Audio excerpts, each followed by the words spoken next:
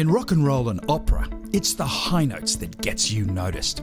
If you've ever watched shows like Australian Idol, X Factor or The Voice, it's when those performers nail those high notes that everyone goes nuts, right? Isn't it the same in life and in business? Those high notes are your successes, the things that get you noticed, the things that people celebrate you for.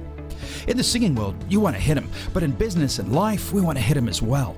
Just like people become famous for peak performance in everyday life, in the singing world, you can also become famous for singing a high note. But you don't become famous for singing it once. You become famous for being able to hit that high note every time, anytime. When I speak at conferences, I argue that that is what everyone in the room should aspire to be able to hit life's high notes as often as possible, to be at peak performance. But how? Well, I guess you just have to see the keynote, although the promo video and the testimonials will give you a very good idea.